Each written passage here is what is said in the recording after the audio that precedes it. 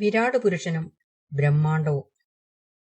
ഒരു സൂര്യന്റെ വെളിച്ചത്തിൽ സമസ്ത ലോകങ്ങളും ദൃശ്യാദൃശ്യങ്ങളായ സമസ്തവും കൂടിയ സമൂഹത്തെ ബ്രഹ്മാണ്ടമെന്ന് പറയുന്നു.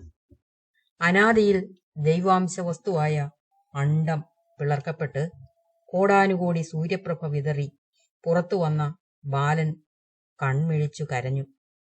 ഈശ്വരന്റെ ആദിരൂപമായ വിരാട് പുരുഷനായി സർവ്വലോകങ്ങൾക്കും ആധാരഭൂതനായി ആദിരൂപനായ വിരാട് പുരുഷന്റെ രോമകൂപത്തിൽ നിന്ന് ഉത്ഭൂതമായതാണ് സമസ്ത ബ്രഹ്മാണ്ട പ്രതിഭാസം. മഹാവിഷ്ണു മഹേശ്വരന്മാർ ഓരോ ബ്രഹ്മാണ്ടത്തിനും വെവ്വേറെയും ദിക്പാലകന്മാരും, അതുപോലെ ബ്രഹ്മലോകം മുതൽ പാതാളം വരെയുള്ള ഈരേഴ് ലോകങ്ങളുടെ കൂട്ടമത്രേ ഒരു ബ്രഹ്മാണ്ടം. ഇങ്ങനെ വെവ്വേറെ പലതും. ഇവയ്ക്കുപരി വൈകുണ്ഠം, അതിനുമേലുള്ളത് ഗോലോകം അഥവാ സ്വർഗം. ഇതിന് 50 കോടി യോജനയത്രേ വിസ്തൃതി. ഇതു രണ്ടും നിത്യമായിട്ടുള്ളതും സപ്തദ്വീപുകളും 64 ഉപദ്വീപുകളും ചേർന്നുള്ളത് ഭൂലോകം.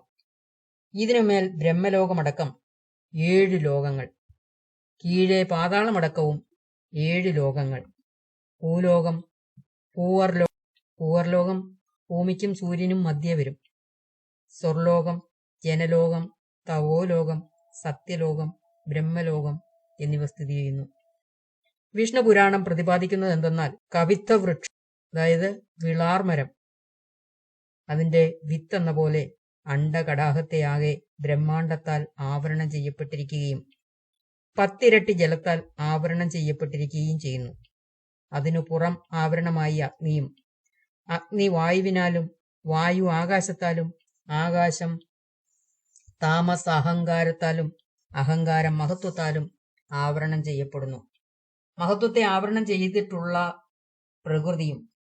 പ്രകൃതിക്ക് നാശമില്ല, ആദിയും അന്തവുമില്ല.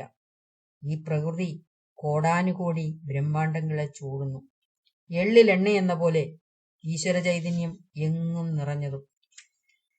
അഷ്ടദശ പുരാണങ്ങളിൽ ബ്രഹ്മാണ്ട മഹാത്മ്യത്തെ പ്രകീർത്തിക്കുന്ന 12,000 ഗ്രന്ഥമടങ്ങിയ ബ്രഹ്മകൽപിതമായ ഒന്നത്രേ ബ്രഹ്മാണ്ട പുരാണം.